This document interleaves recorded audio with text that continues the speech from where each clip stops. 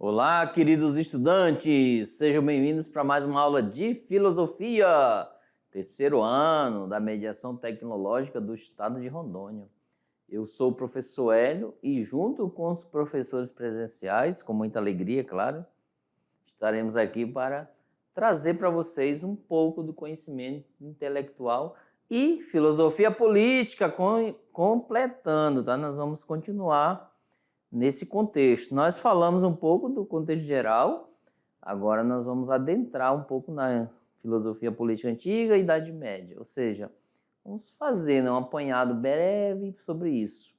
Só lembrando que vocês não precisam ficar somente nesta aula e nessa, mas ir além, completar o seu conhecimento. Olha que legal isso. Um pouco saber sobre filosofia, né, no âmbito da política, etc. E só lembrando, ó, continue com o seu diário de bordo, o seu caderninho de anotação, a sua agendazinha, para anotar palavras novas. E olha só, palavras que vocês anotaram nas aulas anteriores, como teocracia, etc. Vocês agora vamos adentrar mais. Ó, você já, olha que legal. As palavras que vocês montaram lá, o vocabuláriozinho, vocês já vão poder usar aqui o conceito, fizeram um breve conceito. Então, cada palavra nova que surgir, anote, escreve um breve o que ela significa, etc, ok? E também que vocês fizeram uma roda de conversa com os colegas, de alguns temas, e somente do tema que vocês já estão prontos, né? Olha só, já conhece um pouco. Quão bom seria, né, você conversar nessa roda de conversa. Olha, aquele cara, aquele estudante, ele conhece bem. Onde ele aprendeu nas aulas da mediação tecnológica, que bacana, olha só. Isso vai engrandecer mais a sua vida intelectual, pessoal e também familiar, né? Nessa perspectiva, ok? Vamos lá para a nossa aula, um grande abraço para todos. Vamos lá. Ó, hoje é a filosofia política antiga e medieval, né? A política na Grécia Antiga, os sofistas, tá aqui, ó. Com certeza vocês já anotaram o que significa isto e a retórica, ó. Já anotem aí quem não anotou. Também vamos ver a filosofia política clássica, que é com Aristóteles, Platão e... Sócrates, Platão e Aristóteles. Também a filosofia política medieval, que é com a teocracia. Essa aqui também vocês já anotaram anteriormente, tá? Vamos lá, então. Filosofia política, nós vamos abordar, ó, o período da filosofia antiga e também, em seguida, o período da filosofia política medieval. São fotos ilustrativas, certo? Para a gente adentrar. E só voltando aqui, ó, a gente já vai começar aqui com Aristóteles e Sócrates, Platão, né? Vamos lá, então. Ó, aqui estão os dois, ó, Platão e Aristóteles. A política na Grécia Antiga, pelo fato dos gregos serem os primeiros a filosofarem, também foram eles os primeiros a refletir criticamente sobre a política, tá bom? Gente, isso daqui, quando se fala, vem só mais uma explicação. Com certeza, olha aqui, em aulas anteriores, já expliquei que quando se fala da história da filosofia, a gente se inicia, geralmente criou-se uma cultura, lá na Grécia Antiga, etc. No mundo grego, de forma geral, e romano. Só que assim, nada impede, tá, de que outras culturas também tenham seu início de filosofia. É questões mais culturais, né, no âmbito. Os povos mais antigos, quem for, é só analisar. Tem os egípcios, os indianos, etc. Tá bom? Então é nessa perspectiva a gente vai adentrar por causa do costume da história da filosofia. Assim, foca bastante mais a questão grega, os romanos, etc. Voltando lá, olha aí. Na polis, cidade-estado, destacavam-se dois lugares de encontro para debater o direito à cidade, tá? Ou direito à cidadania, quer dizer, desculpa. É a Acrópole, constituída a parte elevada como um ponto de defesa, né, da cidade, o local onde era construído o templo. E o ágora, olha só, duas palavras para vocês anotarem aí, ó. Aqui era um ponto, né, mais alto da cidade. E aqui o Ágora era a praça central, que era destinada a trocas comerciais. Os cidadãos se reuniam para debater os assuntos da cidade e resolver os problemas legais. Veja bem, olha aqui. Aí na sua comunidade, com certeza, na sua região, aí os sertanistas também, né? As professoras Silvana, Suzana, né? Do terceiro ano, um abraço para vocês. Aí aquelas comunidades, escolas longínquas, né? Aqui no âmbito do estado.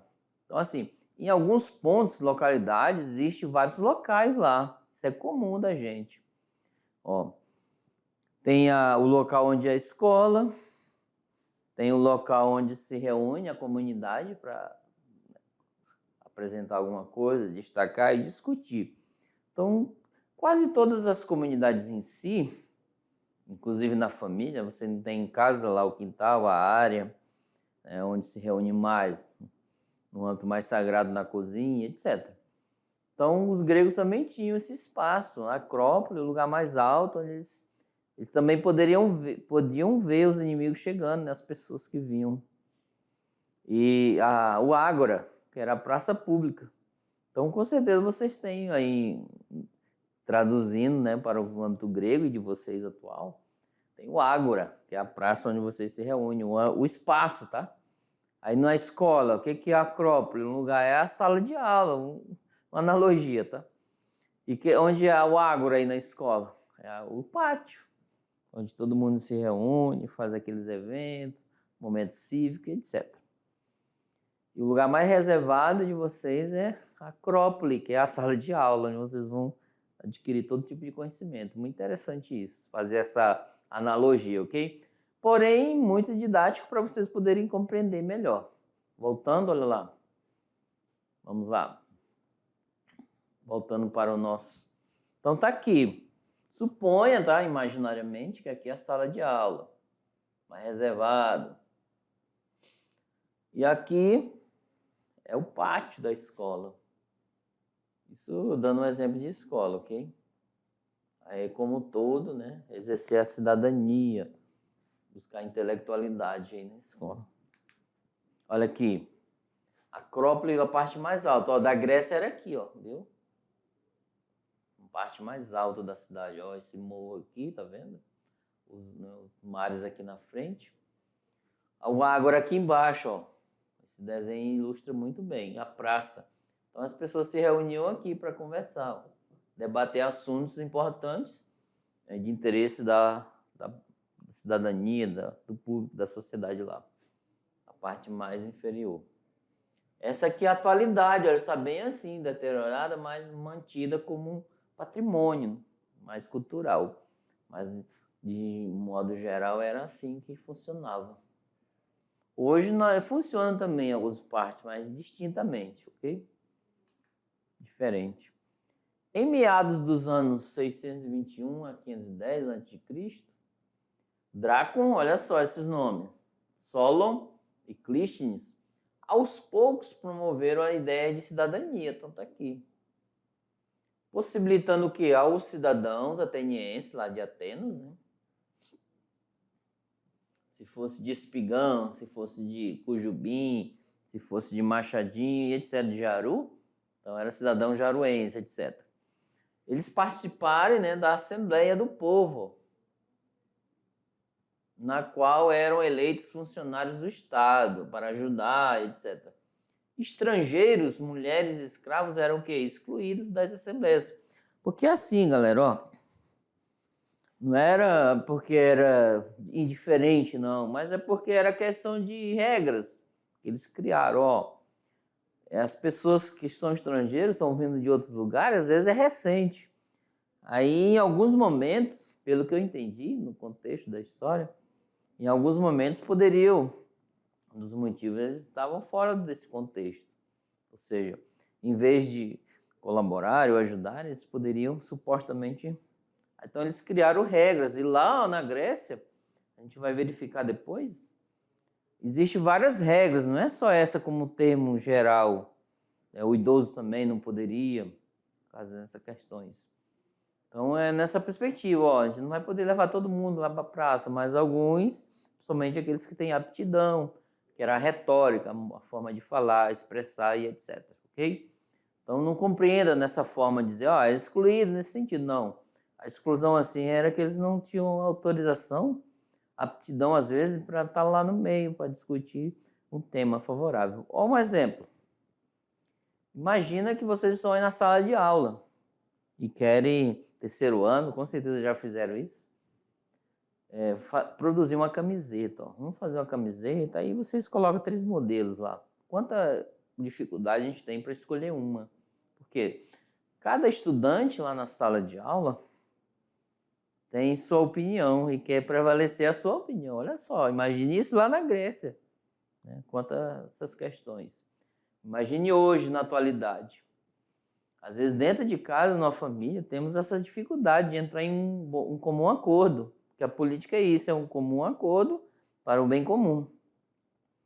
Então, às vezes, dentro de casa, com 2, 3 filhos, nós temos essa dificuldade, porque um filho pensa diferente do outro, e os pais também.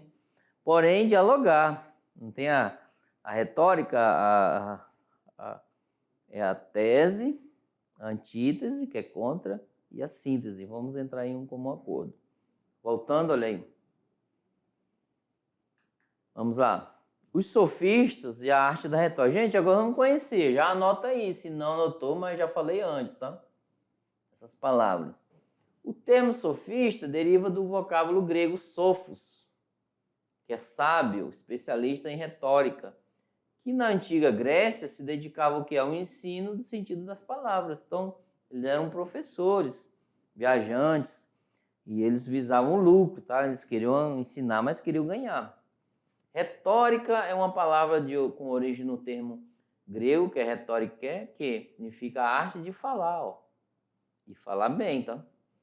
De se comunicar de forma clara e conseguir transmitir ideias com convicção. Imagina só você tá fazendo a sua redação, vem aqui. A professora do componente curricular de língua portuguesa falou isso. Olha, numa redação, queridos, estou imaginando eu falar, tá?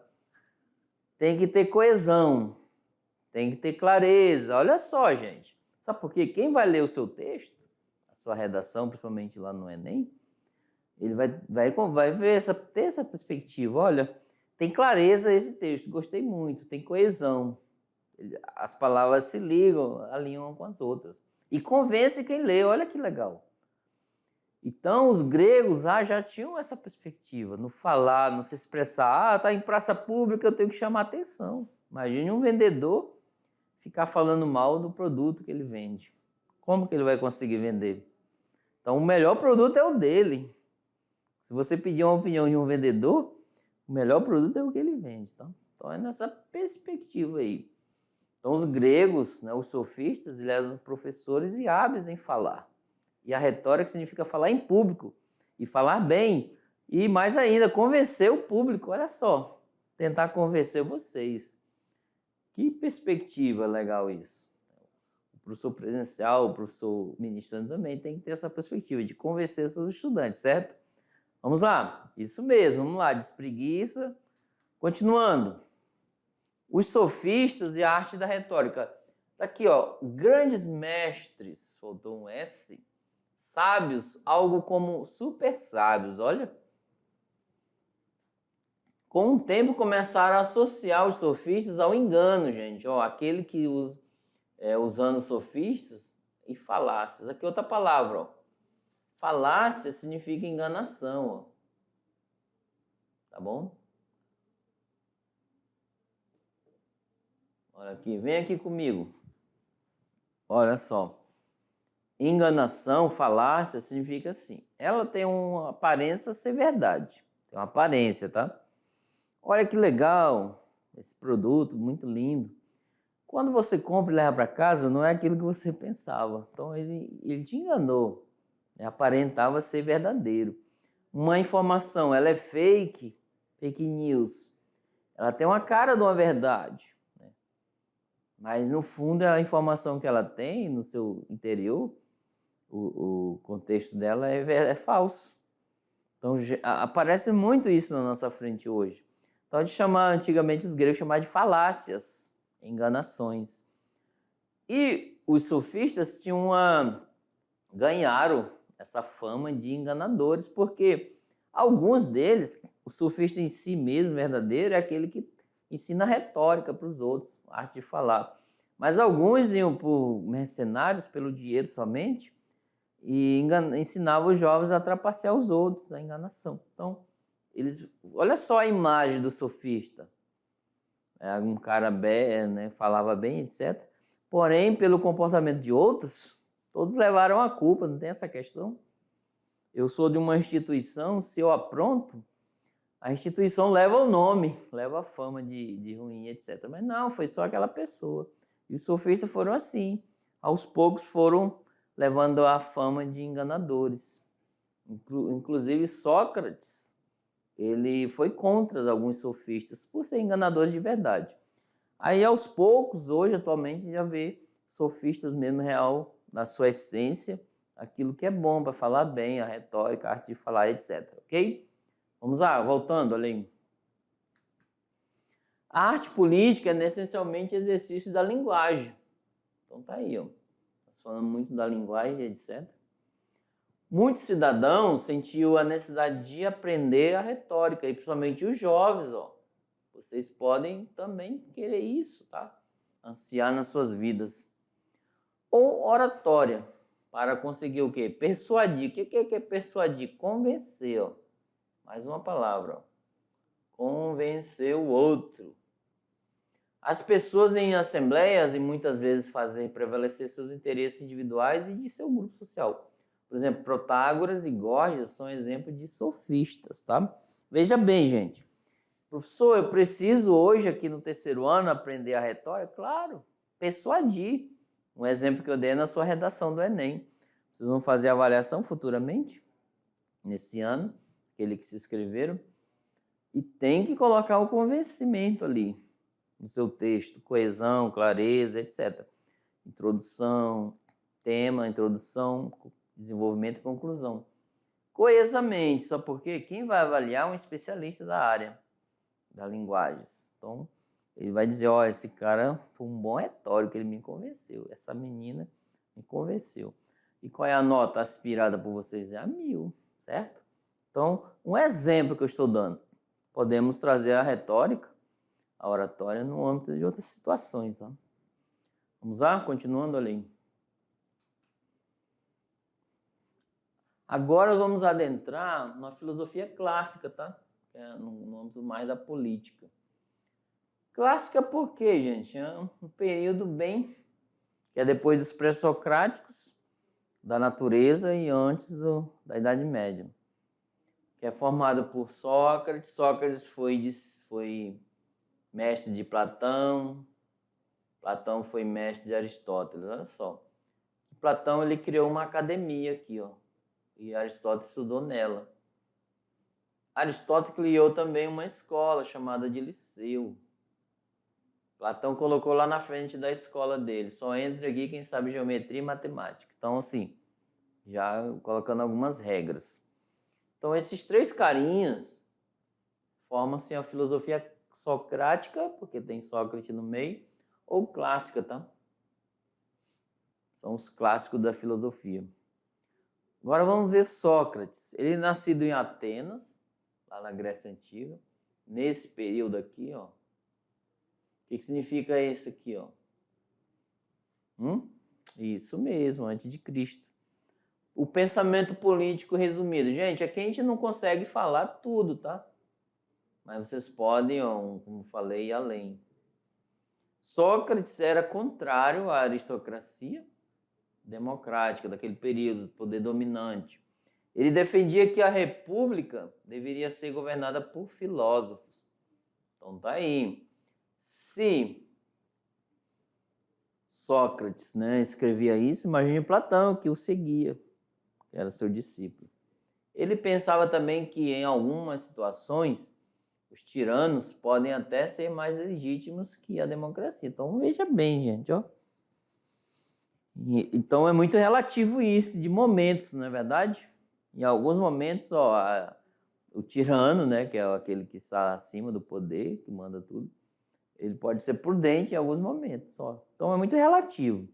Às vezes, numa democracia, pode ser que uma decisão não favoreceu a sociedade. Então, olha só, em momentos, então temos que ter perspectiva na vida para a gente não evitar muitas decepções e não criar tantas expectativas. Porque assim, uma expectativa é assim, eu conheço uma pessoa, crio uma amizade.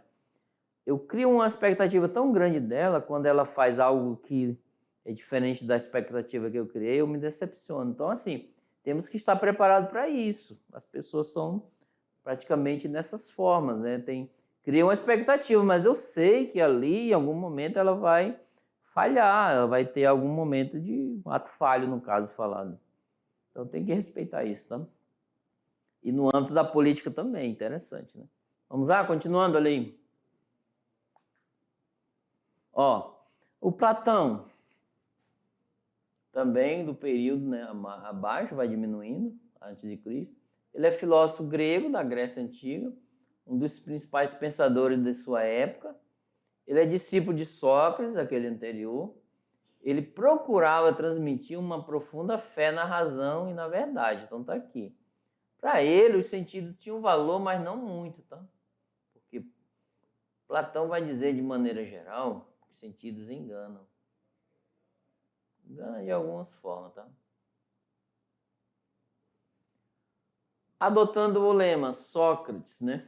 O sábio é o virtuoso. Principais obras de Platão: a República, as Leis, tem Fedro também, tá? Fala sobre as almas, muito interessante. Na República ele cria uma cidade ideal nessa perspectiva. E o próximo é Aristóteles, tá aqui, ó. Então colocando os dois, ó, conversando aqui um diálogo. Eles viveram, né, em Atenas, na época que ela era governada pelo regime democrático. Fizeram críticas ao regime democrático. Eles tematizam, né, como deveria ser a política, não como ela era realmente. Então, assim, numa forma geral, veja bem, de âmbito político, só um resumo, tá? Lá eles já viviam na democracia, eles diziam como deveria ser as coisas. E na Idade Média já mudou, é mais teocracia. Na Idade Moderna também, eles começaram, ó, já não como deveria ser, como está o regime, né? Já na modernidade mudando para contemporâneo. A modernidade ele dizia, ó, uma forma de governo correta é essa, como deveria ser também, assim como os gregos antigos. E já contemporâneo, hoje atual, nós analisamos filósofos políticos, cientistas políticos, como está hoje, olha só. Ó, lá eles falavam como deveria ser, já também um pouco na modernidade. E contemporâneo dizia, olha, não vou dizer como deveria ser, mas eu digo como está sendo atualmente, né, o sistema político. Interessante. Vamos lá, continuando. O governo dos filósofos é o pensamento de Platão, tá? Viu que o Sócrates, ele falou que para governar uma cidade tinha que ser filósofo. E Platão adquiriu bem o pensamento de Sócrates. Ao ponto de Sócrates não escreveu nada. Ó. Quem escreveu foi os discípulos dele, que é, no caso, Platão e etc. O governo dos filósofos. Por que isso? Vamos entender. Ele foi o filósofo, que é Platão, que primeiro sistematizou uma ideia política. Olha só. Ele disse que cada indivíduo será livre enquanto estiver cumprindo o quê? As leis, criadas com o intuito de melhor conduzir a cidade. Então, nessa perspectiva, temos que respeitar. Ele viveu durante o período de decadência da democracia de Atenas. Isso o levou a pensar que aquela não era uma boa forma de governo. Então tá aí. E em cada momento, ó, na história da filosofia, um escritor, um pensador, ele escreve de acordo com como está o sistema atual. Por exemplo, assim como Platão e Aristóteles. O regime democrático estava em decadência, não estava muito bem, de maneira geral. Mas aí eles criticaram, né? Falaram bem. Não apoiaram tanto, né, a democracia da época, que era direta. O que é a democracia direta? As pessoas iam até a praça, no Ágora, para decidir as questões, né, da cidade, necessidade, políticas, etc. E Maquiavel ele escreveu do período, né, que estava ali, aqueles governantes, né, a questão da igreja, a teocracia, etc. Então ele foi duro em alguns pontos, tá bom? Mas de acordo com a realidade que era naquele momento. Vamos lá? Continuando ali. O pensamento político de Platão foi trabalhado em 3 obras. Lá na República, é uma obra, aqui ele descreve a cidade ideal, tá? Perfeita organização de uma sociedade, uma cidade. A pessoa mais preparada para governar era quem? O filósofo. No caso, se eu tivesse da época, era eu, né? O político, apesar de que filósofo também é você, tá? O político, conhecimento necessário para se tornar bom e justo. Então tá aqui a obra, o político, tem isso, tá? E também a obra As Leis. Ele discorre sobre a ação dos cidadãos, a constituição de leis reguladoras que visa o quê? Ao bem de todos. Então, as leis em si já são bem, as questões de aplicá-la, de criá-la, as ideias são bem antigas, né? Já para nesse ponto, nessa perspectiva. Então é assim, gente, ó, a questão das leis. Quando se pensa em criar uma lei para tal situação, porque já analisaram, já foi comprovado que há uma necessidade dela ali. Então as leis elas surgem, né, em prol, em favor, e por causa de uma necessidade. Exemplo, há conflitos, então tem que criar regras para tentar amenizar aquele conflito. Então eles tentam conversar, só que assim, a lei já é o último ponto. Tá? Conversou-se muito para sanar isso. Exemplo, a lei do trânsito, a velocidade. Então eles vão apertando mais ainda o bolso dos motoristas que misturam, às vezes desejam misturar bebida e direção. Então, só porque afeta as pessoas em volta, em torno. Quando você se mete a beber para dirigir, você corre o risco ali de prejudicar outras pessoas também, tá bom? Então, existem leis que vão apertando mais a questão do ser humano. Todas as sociedades, não é só no Brasil e Rondônia, não. Então, lá já tinha essa perspectiva, essa visão, ok? Voltando lá, olha aí.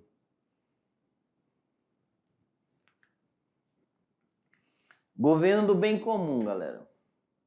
Aristóteles. Ele também desse próximo, né, períodos. Porque quando ele conheceu Aristóteles quando conhece, desculpa, Platão quando conheceu Sócrates, ele já é bem de idade, Sócrates. E também Aristóteles era novo, né? Platão já era bem de idade também quando entrou na sua academia. Então ele pensa no governo do bem comum. E Aristóteles nasceu em Estagira, na Macedônia, né? E já com 17 anos ele partiu para Atenas e começou a frequentar a academia de Platão. Então assim, com certeza ele já visava a questão da retórica ali, estudar, intelectual, etc.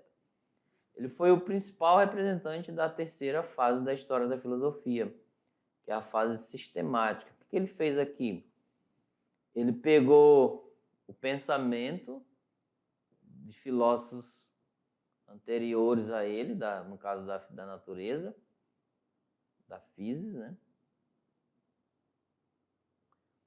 E sistematizou, analisou aí. Também ele gerou a lógica, né?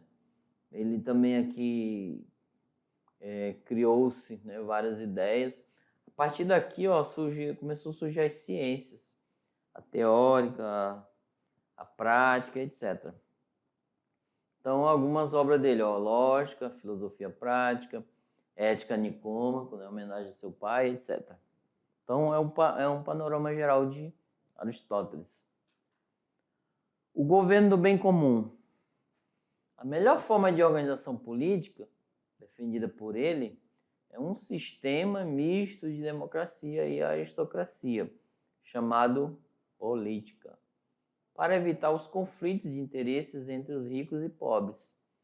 Para ele, o homem é um animal político, que faz parte da natureza humana e se organiza, né? Se organizar politicamente. Então, tá assim, nessa perspectiva. Gente, ó, o Aristóteles, ele praticamente, ele, assim, supostamente dizendo, é como se ele não pensasse uma forma de governo própria. Ó, esse aqui é democracia, esse, etc. Não. E tu viu que vocês perceberam aí que ele colocou misto, aristocracia e a democracia. Aliás, já anota aí esses dois para vocês pesquisarem e colocarem no vocabulário de vocês, ok? Ele falava muito, né, em alguns escritos dele, a gente percebe-se isso, que é uma perspectiva de quem lê, de que dentro da política o que é bom é o bem comum. Ou seja, o que é isso? O bem comum para todos. Se eu quero o bem para mim, enquanto político, literalmente, né, ou estendido aos outros, olha só. Não do meu interesse próprio, eu, Hélio, mas do interesse de todos. Olha, gente, talvez essa decisão não vai agradar muitos, mas a maioria vai se dar bem, porque eu vou me dar bem também nesse meio. Olha só que interessante a política do bem comum. Então, é visando nessa perspectiva de engrandecer e buscar o bem de todos, era a visão de forma geral, resumida, de Aristóteles, ok? Então, vamos lá. Aí, ó, para ele, a melhor forma de governo é o político que visa o bem comum, tá? Ao interesse coletivo. A única matéria é adquirir felicidade de todos. Sabe por quê? Ó? Voltando aqui novamente. Os gregos da época, eles visavam sempre o bem comum. E para eles, na sociedade, se encontra a felicidade. Então, é âmbito coletivo, não isolado. Veja bem, estou envolto aí na escola, né? Sertanista, Rosana, escola, qual o nome das escolas? Fala aí o nome da sua escola. Lá de Chupinguaia, São Francisco do Guaporé. Pode falar o nome das escolas aí. Visa um bem comum de todos. O que é o bem comum? Estudar para você adquirir uma profissão ou seja qual for a sua ação no futuro, né? Vai cuidar dos bens da família, vai etc. Empreender também, nada impede disso. Verdade? Então, assim, é o coletivo, gente, é o bem comum. Imagine você com 8 irmãos lá em casa e pensar só em você, um egoísmo total. Não, não é legal isso. Né? É eu e pronto. É o eu e mais ninguém. Então é nessa perspectiva, o Aristóteles falou, nós somos animais políticos, nessa questão de que pensamos no coletivo, em todos. Ok? Vamos lá, voltando aí, ó. E ele ponderou, apresentou, tá? 3 formas de governo, tá bom? Então tá aqui, ó, é a monarquia, a aristocracia e a democracia. Então aqui, ó, aí coloca a forma, quem governa aqui, ó, o governo de forma pura e a forma corrompida, ó. A forma pura de que governa é a monarquia. A forma corrompida é a tirania. E quem governa, poucos, né? Às vezes é um governo de poucos. A forma pura é a aristocracia, veja bem, anota isso aí. E a forma corrompida de governo de poucos é a oligarquia. Então, se vocês adentrarem no pensamento deles, tanto de Sócrates, de Platão e Aristóteles, eles falam muito essas análises, tá? Eles falam que um pode virar o outro, etc. Então, assim, quem governa muitos, qual é? A democracia, a forma pura, tá? E a corrompida, a demagogia. Então, veja bem, ilustração de imagens, ó, de Tarsila do Amaral, interesse coletivo. Aqui é só uma ilustração, tá? Uma pessoa isolada, né? Só que é um lavrador. Então tá aí, gente. Vocês entenderam a perspectiva de Aristóteles? Ele coloca essas questões. Vamos lá. Ele estabelece aqui, ó, 3, a monarquia, a aristocracia e a democracia. O que significa cada uma? A monarquia é um governo de um só, visando o quê? O bem comum. Com a obediência às leis, às tradições, é de caráter hereditário. Então é familiar aqui, ó. Monarquia. E aristocracia? A aristocracia é o governo de um pequeno grupo, mas de interesse coletivo. Aí agora a questão da democracia, que é o governo de muitos, ou seja, o governo que o povo exerce soberania. É a nossa hoje no Brasil, certo? Agora, gente, a teocracia. O que é a teocracia? Você já tem aí. O que é teo? Significa o quê? Isso, Deus. Ó. Deus no poder. Isso implica dizer, gente, que as questões, influências do Senhor, ele faz as orações, etc., designam uma pessoa, né, um governante religioso. É a vontade de Deus que faça isso, etc. Por isso que é teocracia.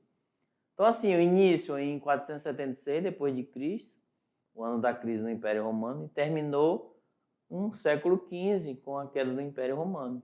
Então tá aí.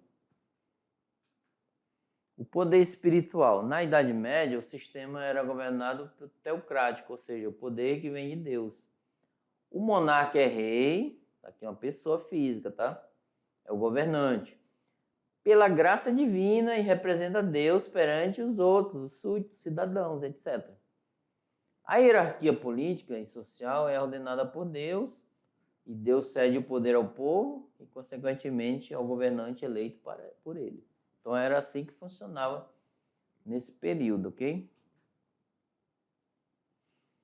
A relação entre política e religião. A origem do poder está na natureza social do homem, mas o fundamento último do poder político encontra-se na lei divina revelada. Então, assim, para ele estagnar, delinear um poder, as pessoas daquela época, os reis, o monarca, etc., eles diziam, é a vontade de Deus fazer isso.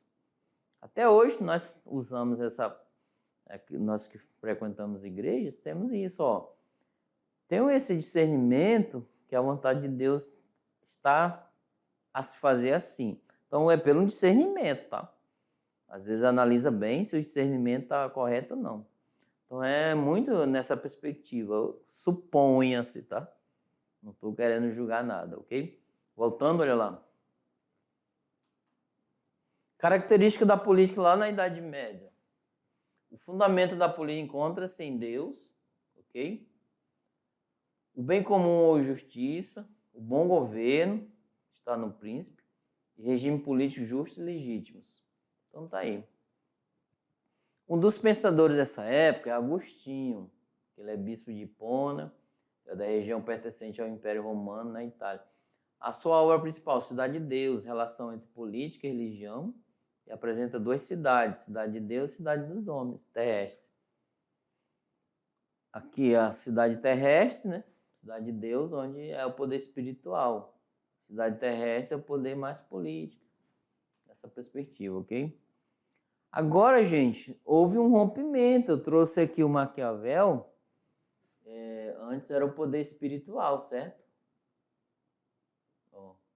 Mas houve um rompimento com o poder temporal. Maquiavel era monge, era padre, mas ele pensava-se,